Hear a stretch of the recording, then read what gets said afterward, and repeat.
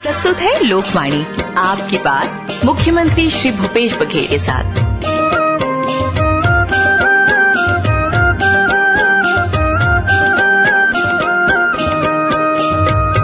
सभी श्रोताओं को नमस्कार, जय जोहार। लोकवाणी की 10वीं कड़ी के लिए माननीय मुख्यमंत्री श्री भूपेश बघेल जी आकाशवाणी रायपुर के स्टूडियो में पधार चुके हैं। माननीय मुख्यमंत्री जी, आपका बहुत बहुत स्वागत है। स्वागत बर धन्यवाद। जम्मू सुनैया दाई दीदी सियान जवान और लइका मन ला जय जोहार, नमस्कार। मोला अब्बड़ खुशी लागथे कि देखत देखत लोकवाणी के 10वीं कड़ी आगे है। आप मन बड़ जतन लेके ये काम करत हव। सुनैया मन के प्यार और दुलार के कारण ही हमारे ये संवाद ह बने सफल होथे। आप मन सुरता करके सुनथव और अपन प्रतिक्रिया घलो भेजथव, तेकर बर साधुवाद। प्रश्न पूछैया और सुझाव देवैया मन ला घलो साधुवाद, काबर के आप मन के बिना तो ये कार्यक्रम हो ही नहीं सकाए। माननीय मुख्यमंत्री जी, आज का विषय है समावेशी विकास, आपकी आस। सबसे पहले हमारे श्रोता ये जानना चाहेंगे कि समावेशी विकास के बारे में आपकी अवधारणा और आपके विचार क्या हैं? समावेश का सरल अर्थ होता है समाज के सभी वर्ग को साथ लेकर चलना, सभी की भागीदारी, सबके विकास की व्यवस्था।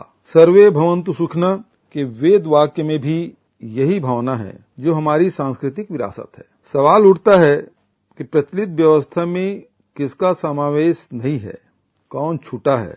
तो सीधा जवाब है जिसे संसाधनों पर अधिकार नहीं मिला, जिसके पास गरिमापूर्ण आजीविका का साधन नहीं है, विकास के अवसर नहीं है, या जो गरीब हैं, वही वर्ग तो छूटा है। हमारी प्रचलित अर्थव्यवस्था में किसान, ग्रामीण, अनुसूचित जाति, अनुसूचित जनजाति, पिछड़ा वर्ग, महिलाओं की भागीदारी बहुत कम रही है। ऐसा नहीं है कि प्रयास शुरू ही नहीं हुए, बल्कि यह कहना उचित होगा कि वह मुहिम कहीं भटक गई, कहीं जाकर ठहर गई। थोड़ा पीछे जाकर देखें तो महात्मा गांधी, पंडित नेहरू, सरदार पटेल, डॉक्टर अंबेडकर, शास्त्री जी, आजाद, मौलाना जैसे हमारे नेता जिस न्याय की बात करते थे, उसी साझी विरासत से हमें छत्तीसगढ़ी मॉडल मिला है। नेहरू जी ने देश के प्रथम प्रधानमंत्री के रूप में पंचवर्षीय योजनाओं का सिलसिला शुरू किया था। उसी की बदौलत भारत की बुनियाद हर क्षेत्र में, विशेष तौर पर आर्थिक और सामाजिक क्षेत्र में मजबूत हुई थी। इस 11वीं पंचवर्षीय योजना काल 2007 से 2012 में भारत की अर्थव्यवस्था में समावेशी विकास की अवधारणा को काफी मजबूती के साथ रखा गया था। याद कीजिए, उस समय यूपीए की सरकार थी और प्रधानमंत्री थे श्री मनमोहन सिंह जी, अर्थात देश की बागडोर कुशल अर्थशास्त्री के हाथों में थी। लक्ष्य था देश के जीडीपी अर्थात सकल घरेलू उत्पाद की विकास दर को 8% से बढ़ाकर 10% तक लाना है। यह भी तय हुआ था कि विकास दर को लगातार 10% तक बनाए रखना है, ताकि वर्ष 2016-17 तक प्रति व्यक्ति आय को दुगुना किया जा सके। 12वीं पंचवर्षीय योजना काल 2012 से 2017 के लिए भी जीडीपी को 9 से 10% के बीच टिकाए रखने का लक्ष्य रखा गया था। आज भारत की विकास दर 3% के आसपास है। वर्ष 2020-21 की पहली तिमाही में देश की विकास दर में लगभग 24% की गिरावट दर्ज की गई है, जो दुनिया में सर्वाधिक गिरावट है। कोरोना की समस्या तो पूरी दुनिया में है। अमेरिका के सर्वाधिक कोरोना प्रभावित होने के बावजूद वहां की जीडीपी मात्र 10% गिरी है, जबकि भारत की जीडीपी दुनिया में सर्वाधिक 24% गिरी है। इस हालत को समझना होगा। लेकिन मेरा दृढ़ विश्वास है कि देश और प्रदेश की आर्थिक सामाजिक समस्याओं का समाधान समावेशी विकास से ही संभव है। हम अपने राज्य में समावेशी विकास की अलग जगा रहे हैं और इस दिशा में आगे बढ़ेंगे। मार्च 2020 की स्थिति में केवल एम्स रायपुर में ही कोविड टेस्टिंग की सुविधा थी, जिसे बढ़ाना एक बड़ी चुनौती थी। आज की स्थिति में राज्य के सभी 6 शासकीय मेडिकल कॉलेज, 4 निजी लैब में आरटीपीसीआर टेस्ट, 30 लैब में ट्रूनेट टेस्ट तथा 28 जिला अस्पतालों सहित सभी सामुदायिक और प्राथमिक स्वास्थ्य केंद्रों में रैपिड एंटीजन किट से टेस्ट की व्यवस्था कर दी गई है। मार्च 2020 में प्रदेश में कोरोना संक्रमित मरीजों के उपचार की सुविधा केवल एम्स रायपुर में थी, लेकिन राज्य शासन ने सुनियोजित कार्य योजना से अब तक 29 शासकीय, 29 dedicated Covid hospital, 186 Covid care centre की स्थापना कर दी गई है। 19 निजी अस्पतालों को भी उपचार हेतु मान्यता दी गई है। मार्च 2020 की स्थिति में 54 आईसीयू बिस्तर तथा 446 जनरल बेड उपलब्ध थे, जिसमें बढ़ोतरी करते हुए अब 776 आईसीयू बेड्स तथा 28,335 जनरल बेड उपलब्ध करा दिए गए हैं, जो कि एक बड़ी उपलब्धि है। राज्य के सरकारी अस्पतालों में आपातकालीन सुविधा हेतु 148 वेंटिलेटर थे, जो अब बढ़कर 331 हो गए हैं।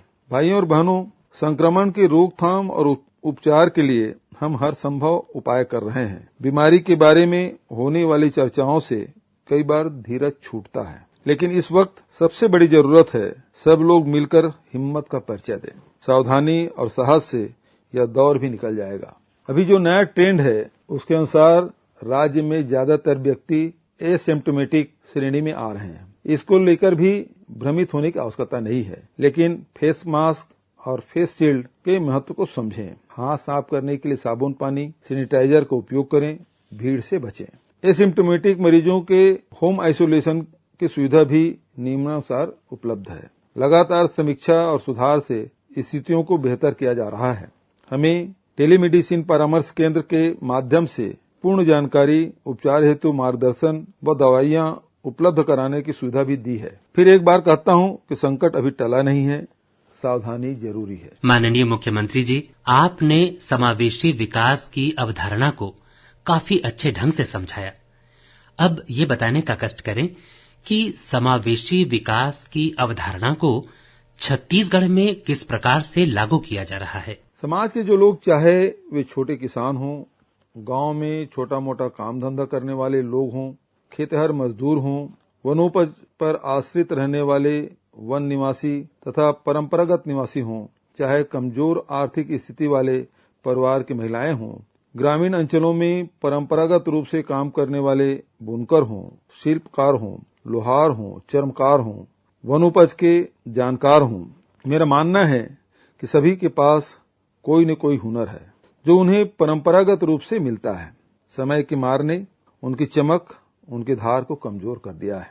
उनके कौशल को बढ़ाया जाए, उनके उत्पादों को अच्छा दाम मिले, अच्छा बाजार मिले, तो ये बड़ा योगदान कर सकते हैं। ऐसे सभी लोगों की आजीविका और बेहतर आमदनी की व्यवस्था करना ही समावेशी विकास का मूल मंत्र है। हमें यह समझना होगा कि हर परिवार के पास आजीविका का साधन हो। मुख्यतः अनुसूचित जाति, अनुसूचित जनजाति, आर्थिक रूप से कमजोर तबकों को राज्य के संसाधन और उनकी आय के साधन सौंपकर हम आर्थिक विकास के लाभों के समान वितरण का लक्ष्य हासिल कर सकते हैं। दिसंबर 2018 से छत्तीसगढ़ में हमने जिस तरह की नीति रीति अपनाई है, उसे देखकर समावेशी विकास को समझा जा सकता है। हमें ये कहते हुए खुशी और गौरव की अनुभूति होती है कि छत्तीसगढ़ में माननीय मुख्यमंत्री श्री भूपेश बघेल जी के नेतृत्व में समावेशी विकास को जमीनी हकीकत बनाया गया है और उसका असर भी दिखने लगा है। आइए सुनते हैं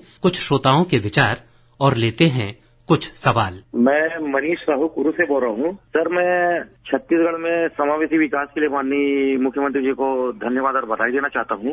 हाँ, बधाई देना चाहता हूँ कि उन्होंने आर्थिक रूप से यहाँ के लोगों के लिए समृद्धि के लिए भी काम किया है, चाहे वो राजीव न्याय योजना के तहत किसानों के लिए हो या पशुपालन के लिए, गोधन के लिए।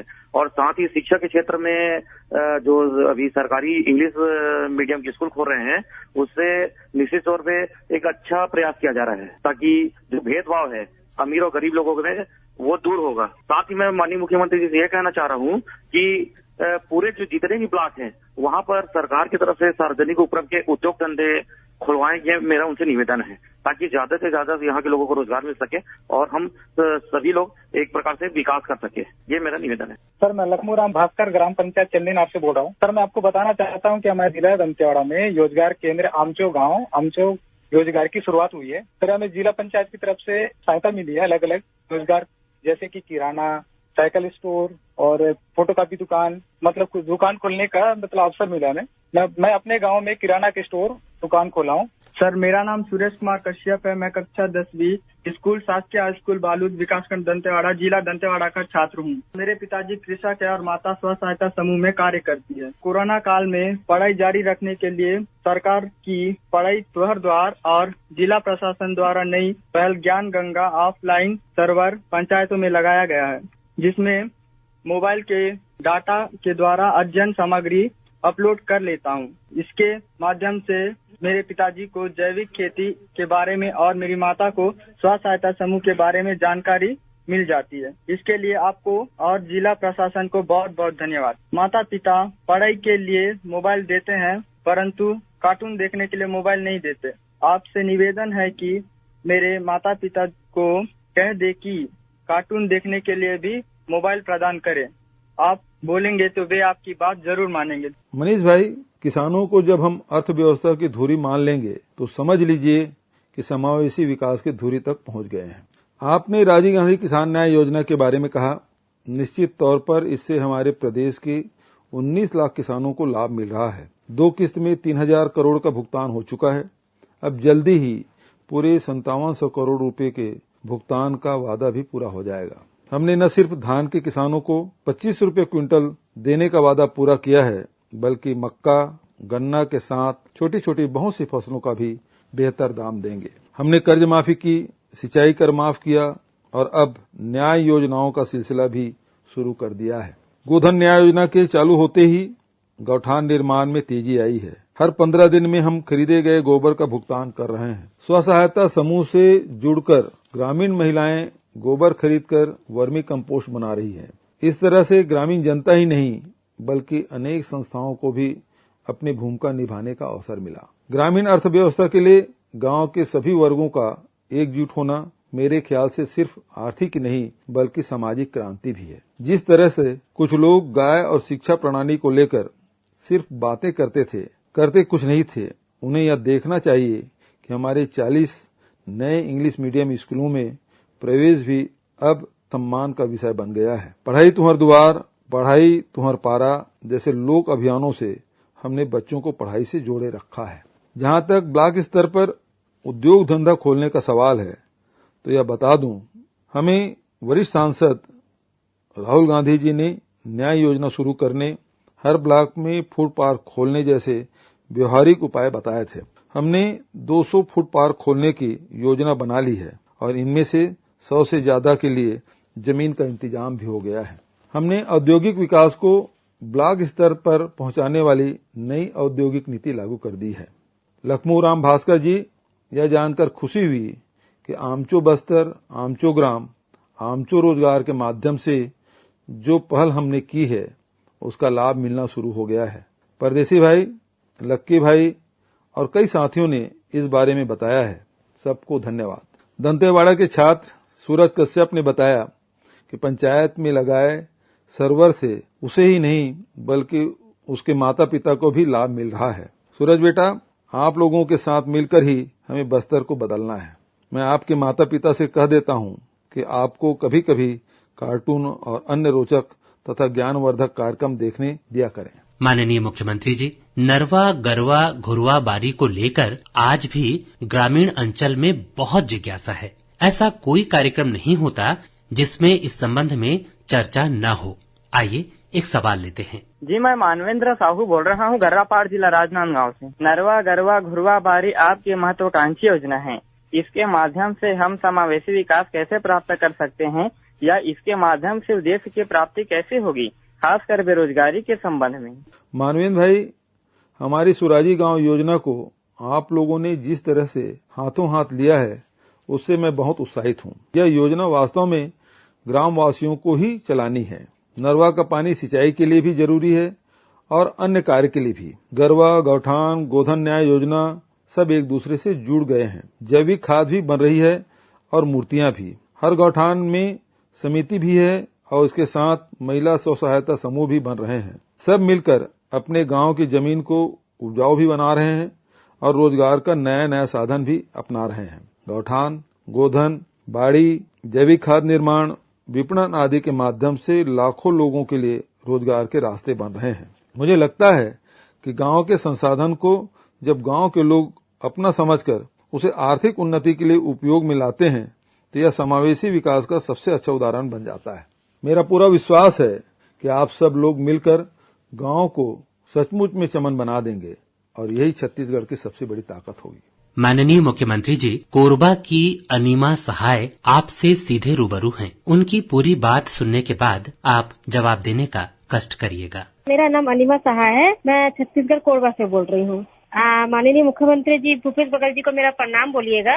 टीवी में मैं अपने छत्तीसगढ़ की संस्कृति, तीज, हरेली, ये सब त्योहार का ऐड देखती हूँ तो मेरे को बहुत अच्छा लगता है, क्योंकि आज तक कोई भी मुख्यमंत्री ने इस तरह का हमारी लोक संस्कृति का ऐड नहीं किया। जब हम लोग यहाँ से बाहर जाते हैं तो छत्तीसगढ़ का नाम सुनते ही लोग बोलते हैं अरे छत्तीसगढ़ कहाँ है, लेकिन टीवी में इस तरह का ऐड देख करके और अपने देश का पहचान देख के हमको बहुत अच्छा लगता है। और साथ में ये भी बोलना था कि अगर सर स्कूल वाला शिक्षा इतना अच्छे से करते कि बाहर के लोग हमारे यहाँ पढ़ने आते तो हमको बहुत अच्छा लगता सर। अनीमा बहन, समावेशी विकास के हमारे मॉडल में छत्तीसगढ़ की अस्मिता और छत्तीसगढ़ी संस्कृति पर भी पूरा ध्यान दिया जा रहा है।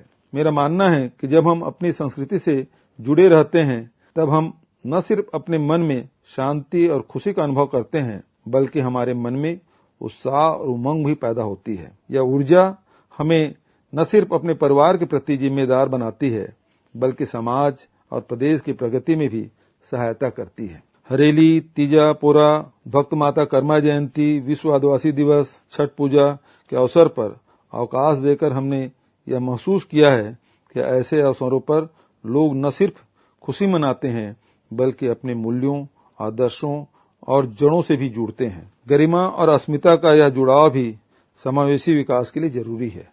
मैं पिपरिया जिला कबीरधाम से कमलकांत गुप्ता बोल रहा हूँ सर। माननीय मुख्यमंत्री जी, आपको सादर अभिवादन। आपने जो ग्रामीण परिवेश में जो ग्रामीण समावेशी आपका इस विषय पर आपने इस बार का विषय चुना लोकवाणी में, तो हम ग्रामीण भाइयों के लिए एक उत्साहवर्धन योजनाएं और किसानों के हित में है। जितनी भी अभी योजनाएं चला रहे हैं ग्रामीण परिवेश को ही लेकर है। आपको हमारा बहुत बहुत साधुवाद। मैं अखिलेश नामदेव बोल रहा हूँ पेंड्रा मरवाही जिले से। गौरेला पेंड्रा मरवाही जिला बनाने के लिए आपको बहुत बहुत धन्यवाद। नवगठित आदिवासी बहुल जिले में हम सबकी आस है कि शिक्षा, स्वास्थ्य सहित अन्य क्षेत्रों में समग्र एवं समावेशी विकास हो सके। छत्तीसगढ़ सरकार इस दिशा में क्या कदम उठाए जा रहे हैं, इस संबंध में जानने के लिए हम सभी इच्छुक हैं। ये इलाका पर्यटन से समृद्ध है। पर्यटन के क्षेत्र में अगर पर्याप्त काम किए जाए तो पर्यटन यहाँ उद्योग का रूप लेगा। आपसे विनम्र अनुरोध है कि पर्यटन के क्षेत्र में यहाँ विकास की संभावनाएं की स्थिति में काम किया जाए। कमलकांत गुप्ता जी सहित सभी भाइयों को धन्यवाद, जिन्होंने समावेशी विकास के हमारे प्रयास को समझा है। अखिलेश नामदेव जी को साधुवाद कि आपने गौरेला पेंड्रा मरवाही जिला गठन का स्वागत किया है। नया जिला बनने के 6 माह के अंदर वहां करीब 100 करोड़ रुपए के विकास कार्यों की स्वीकृति मिल चुकी है। कई कार्य प्रगति पर है। मरवाही अनुभाग, मरवाही नगर पंचायत, सरकारी अंग्रेजी माध्यम शाला तथा महंत बिसाऊ दास उद्यान की महाविद्यालय एक के बाद एक नई उपलब्धियां नए जिले के खाते में जुड़ती जा रही है। मैं वादा करता हूं कि नए जिले में पर्यटन विकास की संभावनाओं को साकार किया जाएगा, साथ ही इसे ग्रामीण विकास के रोल मॉडल के रूप में विकसित किया जाएगा। राजमेरगढ़ और कबीर चबूतरा की प्राकृतिक छटा और ऐतिहासिक महत्व का सम्मान करते हुए आज मैं यह घोषणा करता हूं कि यहाँ इको रिजॉर्ट, कैफेटेरिया तथा अन्य पर्यटन अधोसंरचनाओं का विकास तेजी से किया जाएगा। फिलहाल इसके लिए 7 करोड़ की लागत से विकास कार्य शीघ्र शुरू होंगे। माननीय मुख्यमंत्री जी, आपने बस्तर में कॉफी, काजू, हल्दी, मक्का और इमली की ब्रांडिंग के बारे में पहले भी बताया है, जिससे जुड़कर आदिवासी परिवारों को नई राह मिली है। ऐसी ही एक खुशखबरी जशपुर की एक श्रोता दे रही हैं। आइए सुनते हैं उनकी बात। मेरा नाम मधु तिर्की है, मैं जशपुर से बोल रही हूँ। ग्राम सारोडी के 18 किसान 20 एकड़ कृषि भूमि में वन विभाग व जिला प्रशासन के सहयोग से चाय बागान का विकास किया गया है। इसके लिए शासन को हम धन्यवाद देते हैं। हितग्राही परिवार के सभी महिलाओं का द्वारा समूह का गठन किया करके चाय बागान का प्रबंधन करके पर्यटन एवं चाय पत्ती बेचकर हम लाभ उठा रहे हैं। जशपुर जिले में चाय बागान के विकास के लिए शासन की योजना क्या है, ताकि अधिक से अधिक किसानों को विकास कम लाभ प्राप्त हो सके। सही कहा मधु जी ने। हमारे छत्तीसगढ़ में अलग अलग स्थानों पर अलग अलग तरह के उपज होती है और यदि उन पर ध्यान दिया जाए तो उनसे स्थानीय लोगों की जिंदगी बदल सकती है। हमने इसी दिशा में प्रयास शुरू किया है। अनाज के साथ फल, सब्जी, कॉफी, चाय आदि सब चीजों के उत्पादन को बढ़ावा दे रहे हैं। हमारा प्रयास है कि विपणन की अच्छी व्यवस्था हो ताकि अधिक उत्पादन का लाभ मिले। पूर्व में निरस्त किए गए वन अधिकार पट्टों की समीक्षा करते हुए व्यक्तिगत पट्टे देने में तेजी लाए हैं। वहीं दूसरी ओर सामुदायिक पट्टे में भी बहुत बड़े पैमाने पर जमीन आवंटित की जा रही है। 4.5 लाख से ज्यादा वन अधिकार पट्टे और लगभग 40 लाख एकड़ भूमि आवंटित करते हुए हम देश में प्रथम राज्य बन गए हैं। हमारा प्रयास है कि इस पहल का लाभ भी आदिवासी और परंपरागत वन निवासियों को नई तरह के लाभदायक खेती के रूप में मिले, अर्थात जो तबका खेती से दूर था उसका समावेश भी किया जा रहा है। पहले भी हमारी कर्ज माफी और अच्छे दाम दिलाने की पहल से लाखों किसान फिर से अपने गांव और खेतों की ओर लौटे हैं। ये हमारे समावेशी विकास के प्रयासों की बड़ी सफलता है। कोरोना संकट काल में हमारे 7 लाख से अधिक मजदूर वापस लौटे हैं। उनमें से ज्यादातर को मनरेगा में काम मिला। स्थानीय उद्योग धंधों में रोजगार मिला है। हमारी कोशिश है उनकी स्किल मैपिंग व कौशल उन्नयन से राज्य में ही उनके लिए बेहतर काम जुटाया जाए। माननीय मुख्यमंत्री जी, हमारे कुछ श्रोताओं ने पर्यटन के विकास को लेकर किए जा रहे प्रयासों की तारीफ की है। देवगुड़ी से लेकर राम वन गमन मार्ग तक को लेकर बहुत से विचार आए हैं। आइए सुनते हैं एक विचार। मैं सुरेश कर्मा दक्षिण बस्तर दंतेवाड़ा के सर्व आदिवासी समाज का अध्यक्ष हूँ। आपके एवं जिला प्रशासन के प्रयास से समस्त गांवों के देवगुड़ी सुधार का कार्य किया जा रहा है। शेड बनाया जा रहा है, तार बाड़ी लगाकर पेड़ पौधों को लगाया जा रहा है, पानी की व्यवस्था हो रही है, पाथवे एवं शौचालय बनाया जा रहा है। इसके लिए आपका एवं जिला प्रशासन का बहुत बहुत धन्यवाद। आपकी मदद से हमारे सांस्कृतिक धरोहर को, हमारे मूल वासियों का परंपरा को जीवित रखने का जो प्रयास किया जा रहा है, इससे सभी ग्रामवासियों ने खुश होकर क्रिया किया है कि हम अपने गांव में स्वच्छ रखेंगे, गांव के सभी बच्चों को शाला भेजेंगे, शौचालय का उपयोग करेंगे एवं बैगा गुनिया के पास न जाकर अस्पताल में इलाज कराएंगे। क्षेत्र को कुपोषण मुक्त और एनीमिया मुक्त कराएंगे। गढ़बो नवा छत्तीसगढ़ के संकल्प को हम आपके सहयोग से जरूर हासिल करेंगे। मैं आपको अपने क्षेत्र के देवगुड़ी के पल भेजूंगा। आग्रह है आप अवश्य गगन